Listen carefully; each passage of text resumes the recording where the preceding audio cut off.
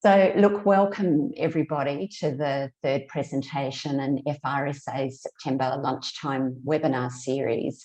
Our presentation today is familial abuse and psychosexual risk factors in older people from First Nations and culturally and linguistically diverse backgrounds. My name's Robin Clough and I'm Manager of Policy and Research here at FRSA. I'd like to acknowledge the traditional owners of the lands on which we're all respectively joining from today. I'm joining from the lands of the Ngunnawal people, and I pay my respects to elders past, present and emerging, and acknowledge First Nations people joining this webinar today.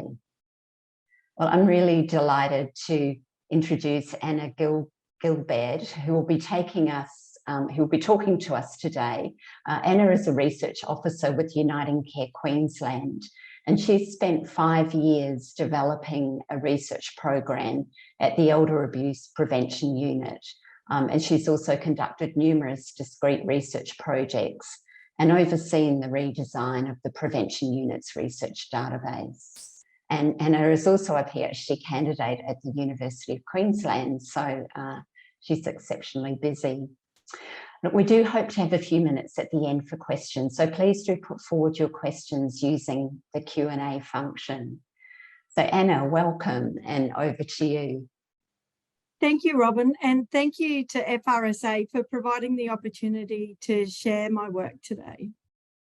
So this study looked at psychosocial risk factors, experiences of abuse and barriers to change for older people experiencing abuse in close or intimate relationships, and whether these differed for First Nations peoples and people from culturally and linguistically diverse backgrounds.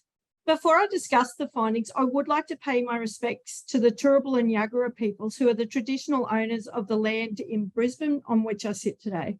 I'd also like to pay my respects to the Gubbi Gubbi people, who are the traditional owners of the Red Cliff Peninsula, where I'm lucky enough to live. The data I used for the study came from UnitingCare's Elder Abuse Prevention Unit, or EAPU.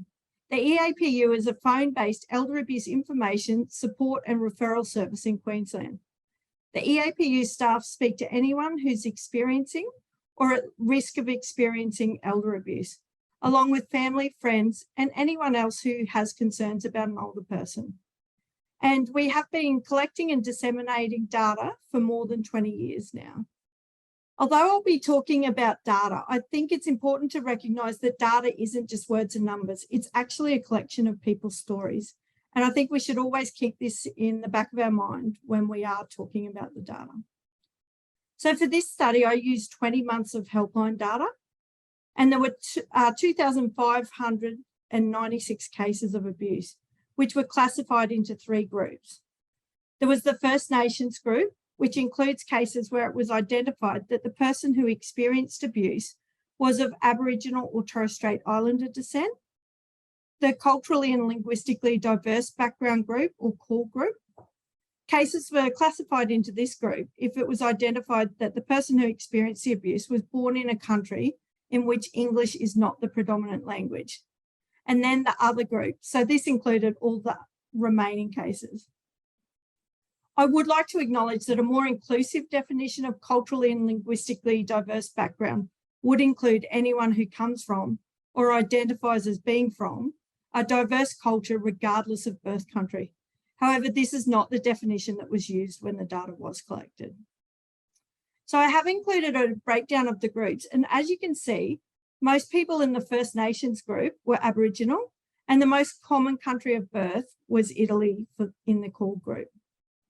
I would like to note that the CALD sample in this study may not be representative of all CALD background people who experience elder abuse.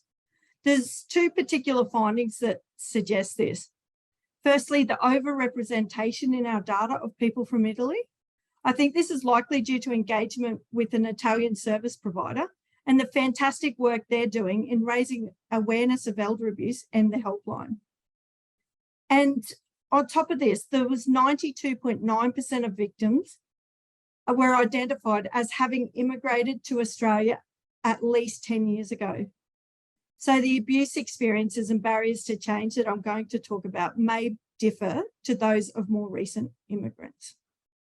Is self-report helpline data, and allegations of abuse are not investigated or verified. There's also likely to be cultural diversity within the First Nations and the CALD background groups. And callers are not asked set questions, so data's only captured if it's actually disclosed naturally in the call. So on the slide are some demographics for the older person experiencing abuse. So firstly, we've got gender, and victims were predominantly female across all groups. With regards to age, older people in the First Nations group were more likely to be younger than the victims in the other two groups. Victims in the First Nations group were significantly more likely to experience economic disadvantage. So they were less likely to own a home and more likely to be receiving income from Centrelink. And CALD victims were significantly more likely to be dependent on perpetrators for accommodation. Then there's also remoteness. So First Nations group were more likely to be living in outer regional, remote or very remote areas in comparison to the other groups, whereas people from CALD group were significantly more likely to be living in a major city. This can have implications with regards to access to services. This slide shows the demographics for some of the demographics anyway for perpetrators.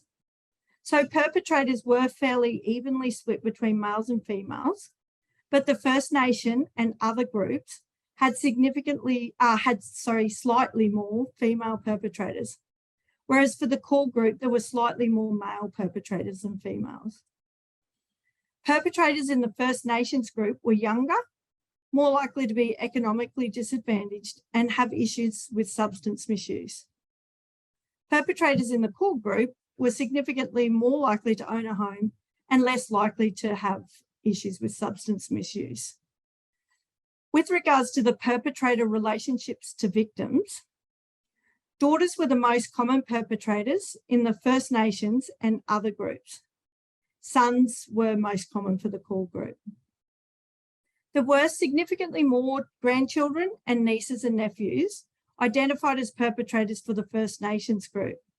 And this is to be expected given the broader conceptualisations of immediate family and cultural obligations which may extend to the entire family. And perpetrators in the First Nations group were significantly more likely to be living with victims, with cohabitation recorded for more than half of cases. This shows the types of abuse. There were high rates of psychological abuse reported for all three groups. And for the CALD background and other groups, psychological abuse was the most frequently reported abuse type. For the First Nations group, it was financial abuse. There were some significant differences between the groups. So the First Nations group were more likely to experience financial and physical abuse than the other two groups. And the CALD group were more likely to experience social abuse. Language and barriers to accessing services and social activities may facilitate social abuse in this context. They may also have fewer family members in Australia. People in the First Nations and CALD groups were significantly more likely than the other group to be experiencing 3 or more types of abuse simultaneously. For the First Nations group, 40.7% of cases involved 3 or more types of abuse. For the CALD background group, this was 33.9%, and the other group was 27%. The abuse was also more likely to be occurring regularly for the First Nations group.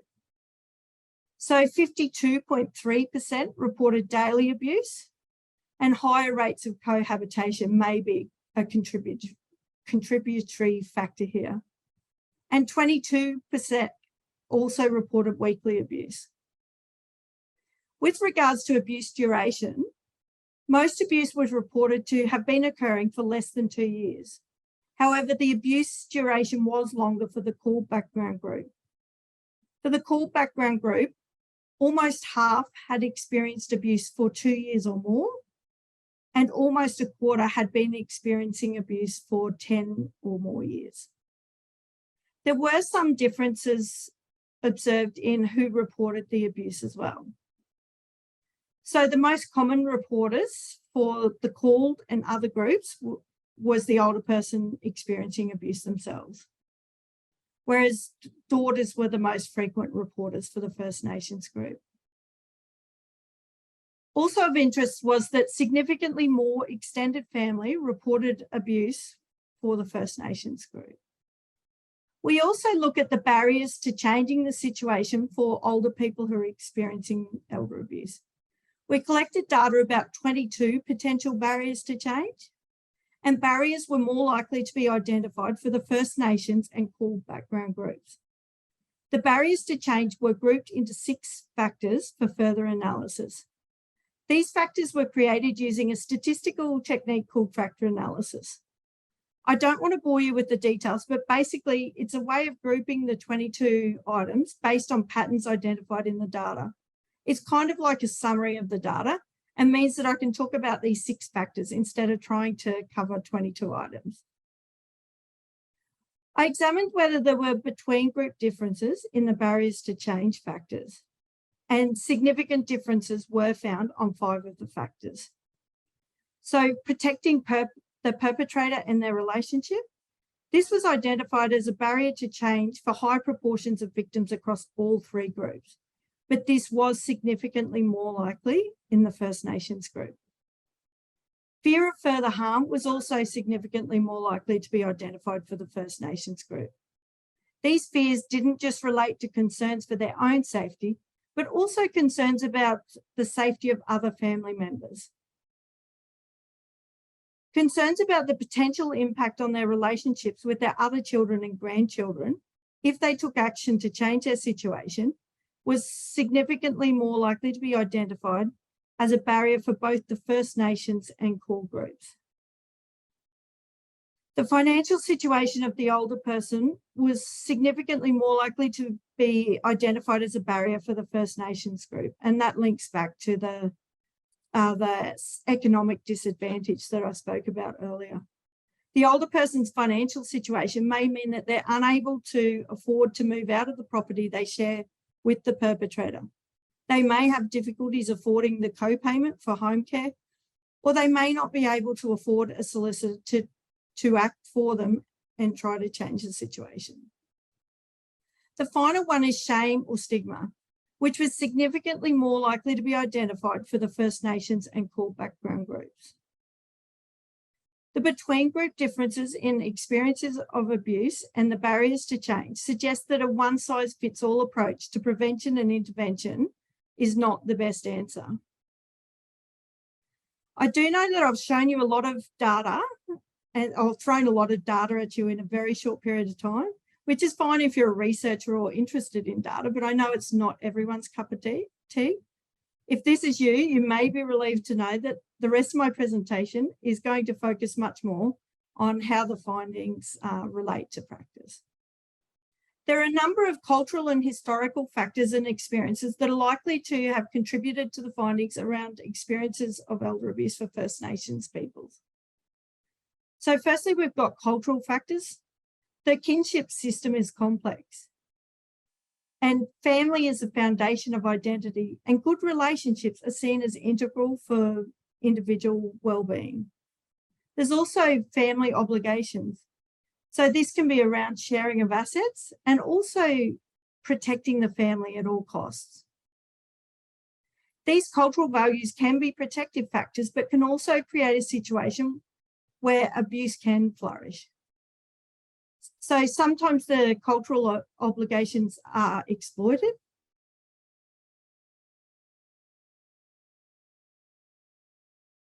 Also be protective, because we also saw that extended family members were also more likely to report abuse for the First Nations group. Protecting the family, fears around losing relationships, and shame associated with experiencing abuse at the hands of family members were all identified as barriers to change, and the cultural factors can link into this. There's also historical factors and experiences. So there has been the denial of human rights, and we've got dispossession, White Australia policy, stolen generation, just to name a few examples of this. There's also historical and ongoing racism and structural inequality. The history and experiences have resulted in a loss of roles and respect. So previously elders were respected and revered, but there has been a shift away from this.